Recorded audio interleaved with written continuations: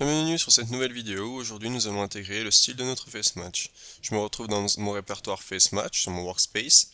À l'intérieur de celui-ci, nous y trouvons un dossier CSS comprenant un style.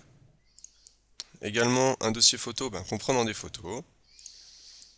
Notre index.php, là où il y aura le code notre code HTML et les autres codes fonctionnels.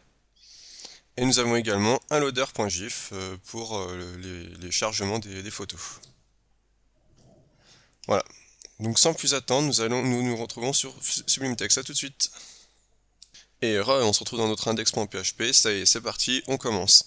Donc on va commencer par créer un header qui a à l'intérieur de celui-ci un H1. Un H1, on va mettre FaceMatch en titre. On va également créer un footer. Donc en footer, on va mettre que on a pris les photos que vous avez vues tout à l'heure, on les a pris d'un site. Donc tac, il s'appelle freedigitalphoto.net. On va l'ouvrir dans un nouveau lien, donc pour ce faire, enfin dans une nouvelle fenêtre ou un nouvel onglet, ça dépend de votre navigateur. Voilà. Et on va le dire digitalphotos.net. Voilà. Comme ça au moins on a voilà, notre footer et notre header. Nous allons maintenant nous occuper de nos deux éléments du style de nos deux éléments créés. Donc on se rend sur la feuille de style, donc on a notre normalizer. Je vous l'avais expliqué, j'avais expliqué à quoi il servait dans la calculatrice. Donc un petit rappel, il sert justement à réétalonner toutes les mesures, donc toutes les mesures, donc quand je dis mesure c'est marge, toutes les marges, enfin toutes ces choses-là, tout ce qui est unité de mesure sur tous les navigateurs. Tac, donc on va commencer donc pour le style, donc notre body, on va lui donner par défaut une police d'écriture, on va lui donner l'Arial, hein. Donc c'est ce qui a été utilisé pour le face match. On va dire que tout notre corps a une bordure de 4 pixels. Donc l'hexadécimal c'est ça. Tac tac tac, j'avais mis celui-ci, c'est la couleur officielle on va dire du face match. Et on va dire qu'il y aura des bordures de partout, donc avec ça, à part sur la bordure haute. Donc voilà, on va voir ce que ça donne, voilà. Donc là on peut voir qu'on a bien nos bordures, à part sur la bordure haute. Ensuite, nous allons nous occuper de notre header. C'est parti. Donc on va dire qu'il prend toute la largeur de l'écran.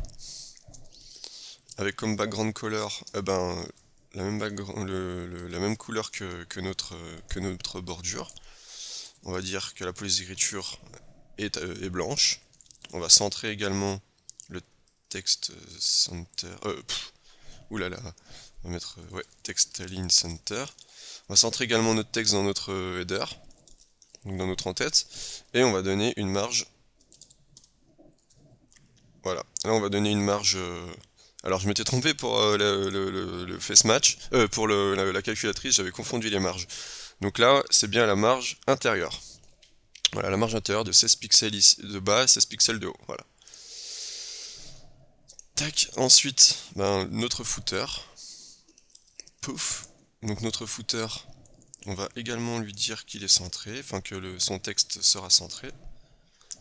Tac, on va réduire la taille de police, hein, parce que, voilà, on va réduire la taille de police. On va également indiquer une marge extérieure, donc de 16 pixels. Intérieur, extérieur, voilà. Tac, ensuite, donc nos liens, on va les mettre à la couleur de nos sites, de notre site, de notre face match, hop, comme ceci. Là le H1 du coup on va le personnaliser, on va mettre un H1. Donc notre H1 on va espacer les lettres qui se trouvent, on va espacer les lettres de 1 pixel à chaque fois. On va le grossir à 32 pixels, la taille de police. Nous allons également transformer le texte, donc tout le texte sera en uppercase, donc en majuscule. Et on va donner du gras à ce texte. Voilà.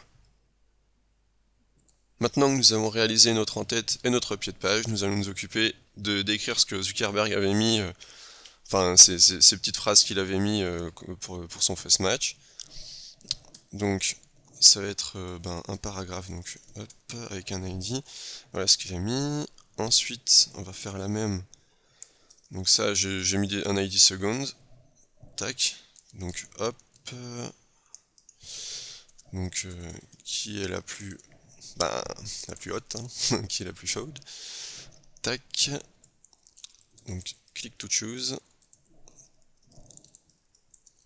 To choose. Voilà. Maintenant, nous allons nous occuper des faces, enfin des têtes, des photos qui sont mises en duel. Donc c'est une... tac, donc c'est un duel qui comprend du coup deux classes, enfin une classe, une classe. Tac, donc je viens tout juste d'installer Emmet, hein. C'est un plugin justement qui permet de faire des raccourcis via le style, via la notation du style du CSS. Voilà, donc c'est pour ça que donc c'est le plugin Emmet, donc qui s'écrit comme ça. Je vous le reconseille vivement. Je vous le recommande vivement, pardon. Maintenant, tac, donc plus face. Voilà. Ensuite, nous allons insérer nos images. Donc qui se trouvent dans le répertoire photo. Par défaut, on va mettre que c'est Ashley. Donc par défaut, on va mettre Ashley. Tac. Par la suite, on changera ça, mais là, c'est simplement pour le style. On mettra une valeur aléatoire avec PHP. Donc c'est une classe photo. On va mettre pour le référencement, on va quand même mettre que c'est Ashley. On va mettre un data token, on verra par la suite à quoi celui-ci sert. Donc on va mettre, pour le moment, on va mettre du ABC. Et on va mettre son score. Donc tout ça, ça sera pour l'Ajax, hein, vous verrez plus tard. On verra ça plus tard dans une autre partie. Et on va spécifier sa largeur et sa hauteur directement. Donc ça c'est pour les performances. Si vous regardez, si vous vous souciez beaucoup de la performance, vous verrez que, par exemple sur le, le- l'analyseur de performance de Google, il vous demandera de spécifier une largeur et une hauteur. C'est pour pas que, que le navigateur ait à calculer les proportions de l'image. Si vous lui renseignez directement, il va savoir directement que cette image est de telle taille. Voilà. Donc essayez un maximum de les renseigner. Hop. Donc là je pourrais utiliser Emmet, mais j'ai pas encore pris l'habitude, donc je préfère le faire comme ça. Donc score. Donc on va mettre ça par défaut. Ensuite nous allons nous occuper de notre deuxième face. Donc on va tout simplement faire un copier-coller de ce que l'on a fait en haut. Oups, voilà. Maintenant, du coup, on va dire que cette photo, c'est Whitney. Elle s'appelle Whitney. Hop, tac tac tac. Du coup, ici, on va changer. Whitney. Elle, on va lui donner un token de ABCDEF. Et un score, elle a un score moins élevé. Donc 2542. Là, on va dire qu'elle s'appelle Whitney aussi. Tac. Elle, hein, du coup, son score est de 1542. Tac. Du coup, ouais, non, on va laisser 2000. Voilà. Maintenant, nous allons nous occuper de notre... Donc, on va déjà voir le résultat que ça donne. Voilà. Donc, on a bien nos deux filles, nos deux photos. Hello Girls. Maintenant, au milieu, ce qu'on va faire, c'est que l'on va mettre... ouais, non, je vais le faire plus tard. Là, on va s'occuper du coup du style, de tout ça. Donc, à commencer par les phrases là. Donc, c'est un paragraphe du coup first et notre deuxième phrase. Elles seront toutes deux centrées. Le texte sera centré pour ces deux cas-là. On va appliquer aussi du gras, hein. Ouais, avant c'était la mode, hein, de mettre du gras un peu partout. Pour la première phrase, on va donner une taille à 18 pixels. Et pour la seconde, on va donner une taille ouais, A24 par exemple. Voilà. Tac, donc là on a bien donné une marge, hein, c'est pour ça que c'est bien espacé correctement.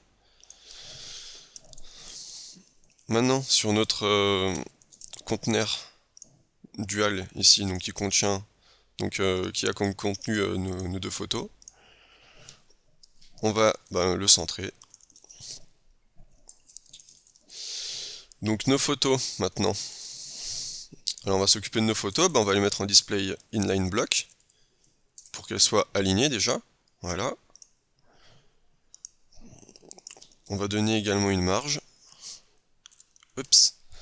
32 pixels, auto. Tac, on va donner aussi à nos deux faces, du coup, que ça sera. La police d'écriture aura comme couleur une couleur à la couleur de notre site. Donc c'est celle-ci. Et on va également mettre la police en gras. Voilà. Pouf. Donc nos photos toujours. Donc là vraiment nos photos, pas le contenu fait, ce qui contient aussi les scores, enfin les écritures, la liste, tout ça. Là on va s'occuper de nos photos pures. Donc on va les redimensionner en CSS également. On va indiquer aussi leur hauteur de 400 pixels. Elles auront toutes 2 pixels de bordure. Je vais mettre une bordure grise, voilà. Une bordure radius à 2 pixels pour un petit angle arrondi. Déjà on va voir ce que ça donne là. Voilà, là on a bien notre bordure arrondie de 2 pixels. Hop. Maintenant, vu qu'on va cliquer dessus, on va mettre que c'est un pointeur. Donc notre curseur, ça sera un pointeur, donc voilà, la petite main. Vu qu'on n'aura pas de lien, ça sera entièrement Ajax. Hein.